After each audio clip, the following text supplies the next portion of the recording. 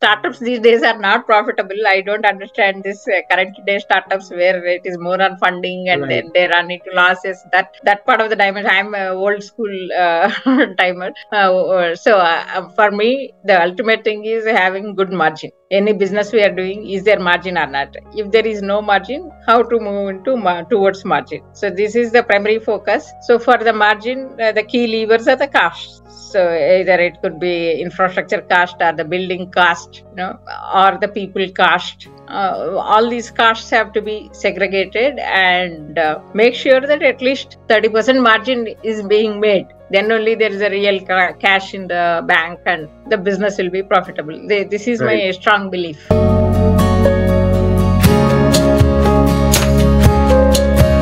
Everyone, I am Jitendra Singh, banker turned entrepreneur and author of the book B.Tech Mastering the Art of Selling. I welcome you to read my story where I interview authors, speakers, coaches, celebrities, entrepreneurs and more. Today I have with me Ms Padma C. She has done B.Tech from NIT Warangal, M.Tech from IIT Kharagpur, MBA distance learning from Assam Donbosco University. She has overall 38 plus years of experience and she is currently working with Scketch and Altumind company as COO. Prior to that, for 28 years, she worked in Sonata Software and 9 years in Hindustan Aeronautics Limited, Bangalore. She has deep experience in all aspects of running a software company, which includes strategic planning, delivery and operations, HR, L&D, quality compliances such as ISO and CMMI, and BPA and digitalization. She was a member of executive committee and responsible for vision and strategy formulation and strategic reviews at organizational level. She is excellent in management, planning, execution, leadership, communication and collaborations. Today she will be discussing with us about her life journey. So let us hear from her. Welcome Padma ma'am, the platform is open and now over to you.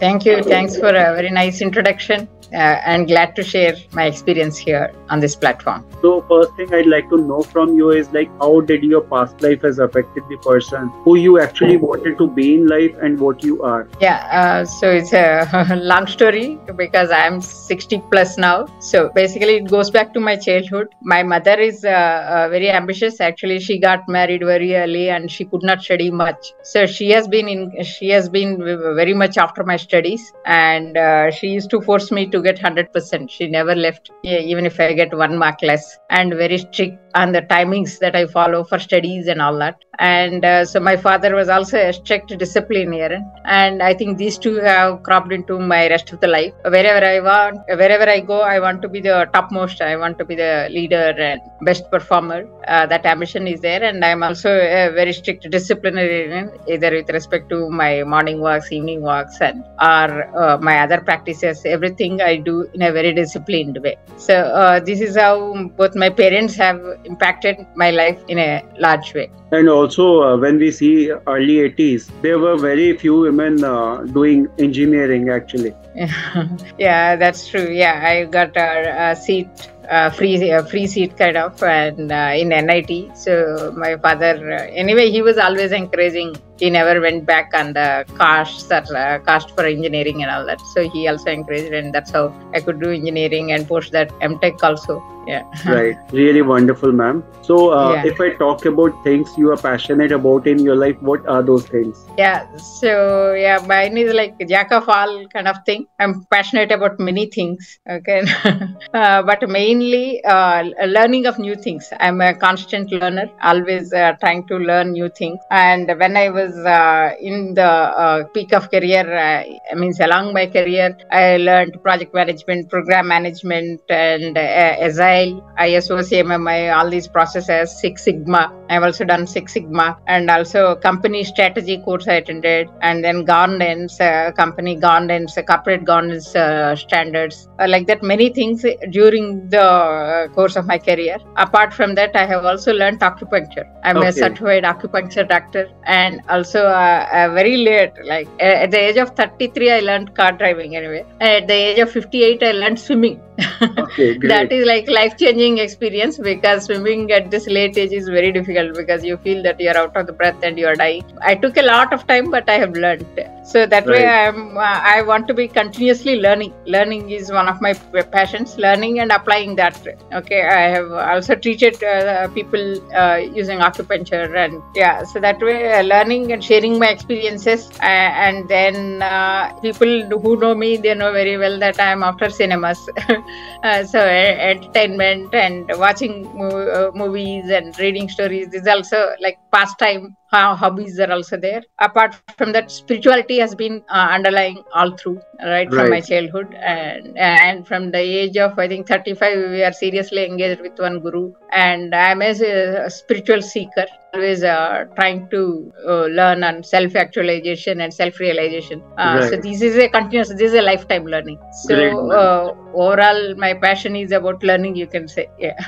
Wonderful. Like courses is still possible to do at any point and at any age, but the thing which you talked about, swimming, very few people, very few people do it after 40, 50s. So hats off to you that you learned that and you took the courage to learn that. And also now this, if you can say, this independent director's course also. Post-retirement, everybody says, why headache, why do you want to be so busy and all that? But still I wanted to do something, and I joined this course. That's really wonderful, because learning never goes off, and you always learn something new, and which is helpful in probably any of the field, whatever we choose, wherever we work. So that really works in that area. So ma'am, if I talk about your work and experiences, that is really huge. So how you started your career, what all you did so far? So post my M.Tech, I have done M.Tech in microwave and radar from IIT Kharagpur. So I got a job in Hindustan Aeronautics Limited as an avionics engineer. So I worked in HAL in electronics in terms of putting up antennas. EMI, EMC is one field, electromagnetic interference and compatibility. So in that area, I specialized in helicopter. All that I have done. By then, the computers started picking up. So after 9 years of HAL, I tried and made a jump to IT side. I have got a job with Sonata Software. So Sonata Software, I started as a project manager and then program manager. Various roles I have held and traveled internationally, did many challenging projects. And finally, last 8 years, I have been in the operations, internal operations of Sonata Software. So there we have done the quality assessments in ISO, CMMI, and also various employee-related initiatives, and the strategy, company strategy, communication, and all those aspects. And post that, I got retired. In fact, last year I got retired from Sonata Software. And then I got an opportunity to work with a startup called Scketch, an Altumind company. Here I'm working on setting up the processes, entire system in place at Scketch. So that's the current work that I'm doing. Ma'am. That's really wonderful that you have worked with HAL, then Sonata, then now you are working as a CEO of Scketch. So entirely different experiences, but long journey. So now if I talk about your vision, mission and goal for next 5 to 10 years from now, so what do you think that is? That's a difficult question. Generally, we might tend to go with the flow. But anyway, we need to have some aim. And so the aim is basically the mission. Mission is to be a karma yogi. Karma yogi in the sense like Sri Krishna, I can never reach that state. But basically be involved with the world, be actively participating in the world and move towards victory. At the same time, be away, not attached to anything. So that's what is a definition that I give for Karma Yogi, and I want to reach that stage somehow. Okay, so that is the mission.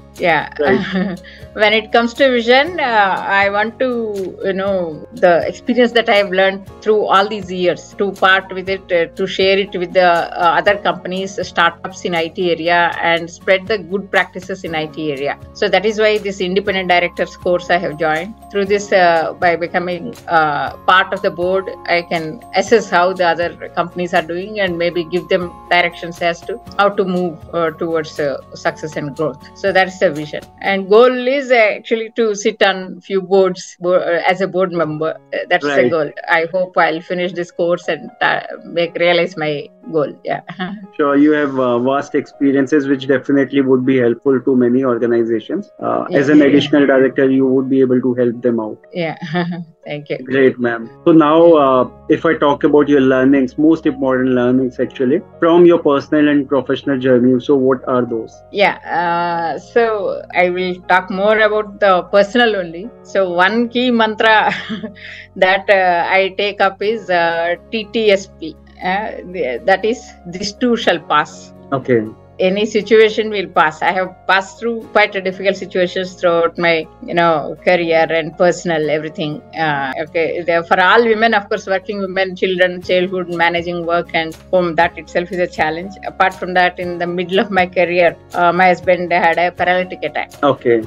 So it's almost like as if things came to standstill. I have to stop my work. That is the kind of situation. And then my in-laws, their old age problems like that. So many situations come up in the situation in anyone's life. My only mantra is this too shall pass. Have patience, have the perseverance, and it will pass and life will become normal. So that's one key thing that I remind myself of in any adversity. Right. Yeah, that is applicable to any kind of adversity actually. Yes. Yeah, that's right. You have to be positive. And and the other one is again I said like karma yoga. Karmanyev adhikaraste ma phaleshu kadachana ma karma phale trupu nate sangotsva karmani. So it means that you keep doing your work and don't get attached to the work, and then don't detach from work also. You have to do your job, whatever is the result. So don't get attached to the results. Just keep doing your best. So this is another philosophy that I follow, and I keep doing my part, and whatever has to happen will happen. And your Sanskrit pronunciation was very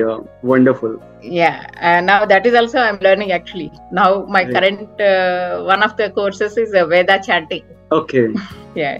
That is also there. Like you are working on a spiritual aspect also, and learning new skills, new courses for professional things as well. That's right. Yeah. Great, ma'am. That's really wonderful, and that is an inspiration to me and many people. So wonderful thing. Yeah. So now, ma'am, since you are now working on a startup, you have been working on operations quite long, and now as in a startup, you are working as a COO. And as part of your job role, operation is the key thing. So onto it, if I talk about how can a startup streamline their operations and processes to improve their efficiency and reduce cost. Yeah, so that's a very important thing. As a startup, basically these days, many of the startup owners are quite young, either in their early 40s or mid 40s, and may not have the experience of working with big companies where processes are already streamlined. Yes.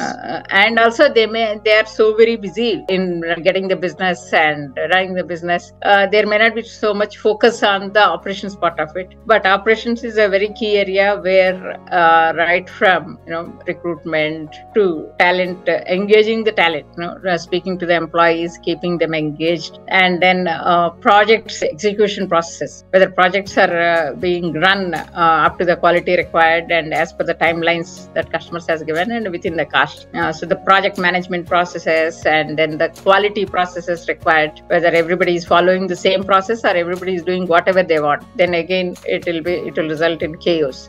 So that way the project management processes, HR processes, and the finance processes, whether employees queries related to their comp and ben are being attended to, whether comp and ben is being processed correctly or not, and whether it is insurance or any other aspects related to the personnel, all those aspects. So there is a lot of streamlining to be done internally. Otherwise, it can be chaotic and things go haywire and people will be unhappy. So these are the results of not paying attention to operations. Right. So by paying attention to operations, where are the cost leakages that can be easily found out? Where are the processes are not efficient, where more time is being spent than required, okay, or more people are onboarded into a project where it requires a lot lesser. So these kind of either people or any other resources now these days, cloud usage of cloud and the costs that go into cloud management. So all these things need a separate eye, than just running the business. Running the business is the most important. Getting the business and making orders and then giving the results to customer, that is important. Apart from that, equally important is the internal operations, where there is a third eye is there, which will look into all the cost aspects and whether there is a control on all the cost aspects. This is very much required for many of the startups. Right. And there are areas, this is one of the important area where some of these startups are failing. Because what happens is, as a startup founder, the main focus is on building up business and fundraising, probably activities related to sales and marketing. Sometimes what happens is they lack in operational efficiencies. Wherein my second question is about that only. Like as a startup, so what are some key performance indicators that a startup should track and measure their operational effectiveness? Yeah, key performance indicators. One is, of course, how profitable you are. I know many startups these days are not profitable. I don't understand this current day startups where it is more on funding and then they run into losses. That part of the diamond, I'm an old school timer. So for me, the ultimate thing is having good margin. Any business we are doing, is there margin or not? If there is no margin, how to move into towards margin? So this is the primary focus. So for the margin, the key levers are the costs. So either it could be infrastructure cost or the building cost, or the people cost. All these costs have to be segregated and make sure that at least 30% margin is being made. Then only there is a real cash in the bank and the business will be profitable. This is my strong belief. So one, for me, the operational efficiency comes through margins. Correct. One of the key thing is a margin. Second is the customer satisfaction and the employee satisfaction. Right. How happy are the customers? Are we able to meet whatever the promises that are made? Either it is NPS survey or customer satisfaction survey. Through that, we have to monitor the customer satisfaction, and if there are any operational corrections required, let's say the process needs to be changed, customer has to wait long time than expected. Right. That means some process faults are there, some process corrections have to be made. Okay. So important is to satisfy your customers as well as your employees. Employees. And then comes the stakeholders and the society. These are the other aspects. Right. Okay. Their motive is also needs to be fulfilled. Motive. And these days, CSR has become a government mandatory thing. So how well we are giving back to society, by and large, we need to look at that also. Right. So these are the key parts. You are earning through the society, through the people only. So your responsibility is to support them as well. Correct. Yeah. Right. Very important point and valid one also. So, ma'am, if we talk about the data which we would be collecting through all these various ways, so how we can use these data to drive continuous improvement? Like what are these data would be used for? Yeah, so continuous improvement in the sense, first is the, like I spoke about the margin aspect itself. In the margin, are we able to cut down the additional costs? Right. Profitability and cost cutting is one crucial thing. One is the margin and continuously increasing the margins by calibrating the costs. Right. And the second important factor is the quality. Okay, what are the key parameters that drive quality and how to continuously improve? Is the planning happening properly? Is the project process being followed correctly? Are the defects tracked correctly? And how to continuously improve? Tune the teams as well as the processes so that there is quality improvement. Right. This is another continuous improvement. There will be a lot of scope with respect to the quality and internal processes. Right. So that's really important that we should work on these areas. Yeah, correct. Yes. Right. And so the quality demands a lot of data, project data. So we collect a lot of data, and for example, what are the customer quality parameters, and like delivered means delivery in time, cost, and quality. These are the three parameters. For these three, we define the metrics, and for those metrics, which are the drivers, we monitor those drivers continuously to get the continuous improvement. Correct. Very appropriately mentioned. And these are the areas where sometimes what happens is a startup lack and they fail. Yes. And I was going through some data of few years, like which all startup failed and what were the reasons. Some of the reasons were like fundraising and optimizing their processes and systems. Second,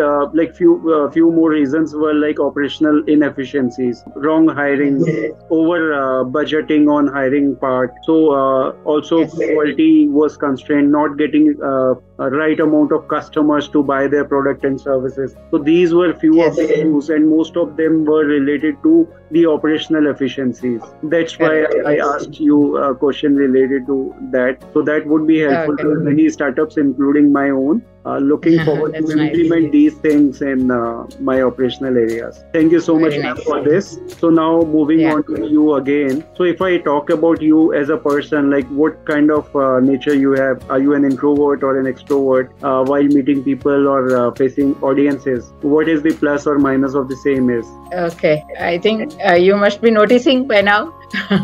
I'm more or less an extrovert only. I'm not an introvert.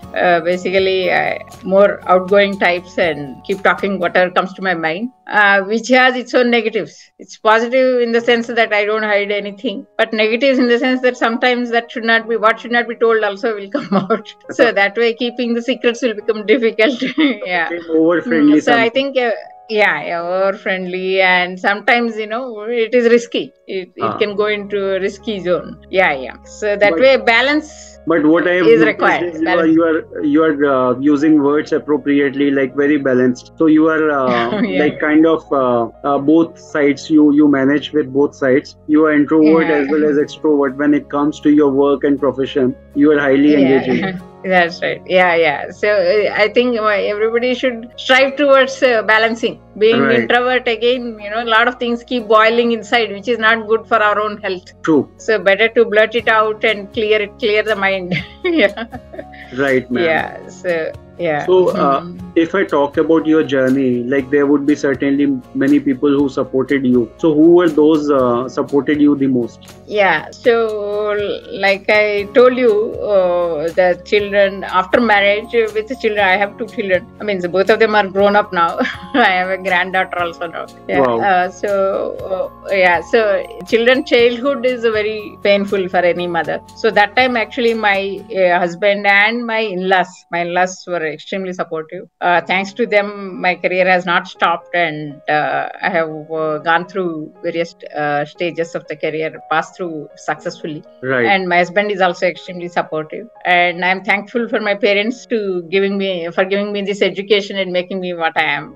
Okay. Yes, and definitely. Of course, my children for bearing all my absence. Many of their crucial times I am not available. I'm busy at work and all, but still they have grown up and come up well in life. So that way there is a contribution from them also. And of course, Sonata Software, the company where I have come through the various adversities in my life, they stood by me. Okay, and I could withstand my job and come through. So I'm thankful to that organization also. Okay. Great. And also all the friends and people like you who encourage. Thanks to everybody. That's really wonderful, ma'am.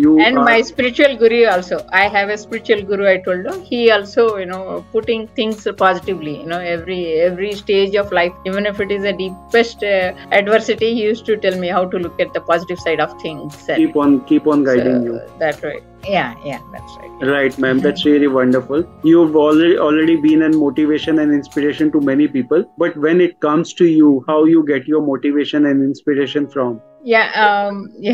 So that again, I actually like all women achievers. Okay, I really enjoy listening about them. And for example, now Ahilya Bai, when it goes to historic figures, Ahilya Bai was a great leader, and how she, carried the whole burden of, the kingdom, and how she driven the whole all Shiva temples across India. She has renovated, and we hear anywhere north we see any big temple, they'll say Ahilya renovated this. So that's a great success for a woman in 12th century. Yes. So like that, people in fact Indira Gandhi also, I heard many great things about her. And now Nirmala Sitaraman, very well educated, and Right. she's driving, she's bringing so many new things into the finance.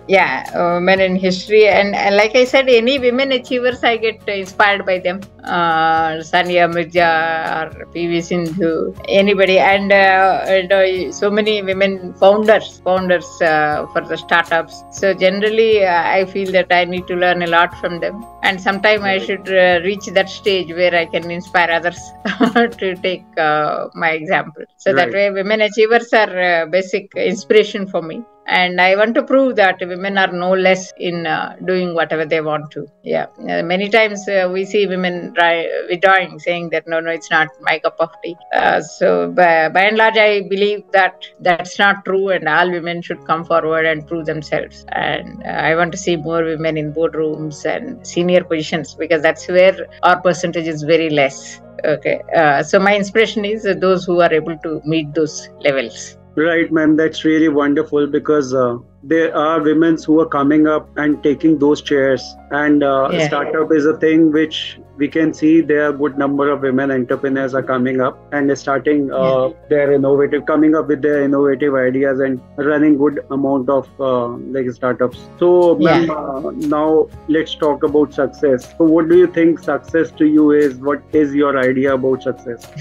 And like you also should be knowing, as an entrepreneur, success is very, very individualistic. You might have been very successful as a banker, but still you wanted to do something on your own. So that way there is no standard definition for success. So for me, success is like being able to balance whatever is around us, and being happy. Okay, for me, for example, there should be enough challenge to the mind and the body, like daily exercise as well as some mental gymnastics is required for me. And then when it comes to weekend, some entertainment, and then I go to movies, and in fact, I am a vivid traveler also. I traveled all over India, including Kailash Manasarovar. Manasarovar also, I had gone to that trip also. And this year I am planning to go for Everest Base Camp. So doing whatever we want to, that one. And one playing with my granddaughter.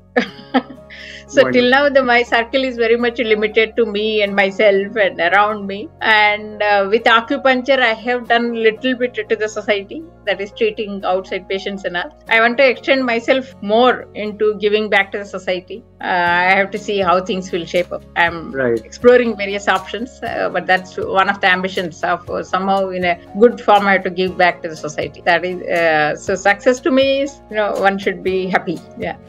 Overall. So you are also practicing acupuncture, which you forgot to mention earlier. So that's really interesting that you've been doing corporate activities for long, and now you're practicing acupuncture as well. So that's really wonderful. So now we are moving on to the last question. Any message or advice you would like to share with our viewers and listeners? So message is, life is quite temporary, momentary. So live well, be happy and live well. And for that, again, I will chant one mantra. Om Sahana Vavatu Sahanahu Bhunaktu Sahaviryam Karvavahai Tejasvi Navadhitamastu Ma Vidvishavahay. So be with everyone, no vidvesha, no enmity. Be with the situation and move towards success. So that's my advice. Right. Have a peaceful life, happy life. Yes. Great, ma'am. Thank you so much. It was really amazing. And I must say, the discussion we had was really wonderful. You have shared your journey, you have shared like all your learnings, what you have done, your experiences, your hard works. You have also shared about them as well. And you are like working in a startup wherein you are working as an operational head, COO of the company. So you shared about how we can make our startups more robust in terms of operational efficiencies, and how we can be profitable yet effective, and how we should work on improvement overall and quality, and also interact with the customers and internal employees and make them happy. It's also one big important thing. So ma'am, thank you so very much, and looking forward to invite you again, discuss about more things with you. So definitely I'll bother you again soon. Thank you so much. Thank you so much. It's a nice interview, and you asked me all good questions and made me look into my own life again. It's a good wide perspective for me. Very nice, and I have to learn a lot on entrepreneurship from you. Okay, thank you so much, and we'll be glad to get in touch with you again. Yeah. So, ma'am, I'll also share your social media link so that people can be in touch with you, take your help and guidance also. So, guys, don't forget to check that out too. Thank you so very much, everyone, for watching and listening. I hope you all must have gathered a lot of information and enjoyed watching it. Don't forget to like, share, subscribe. Have a good time. Thank you, and bye bye. Thank you, ma'am. Thank you.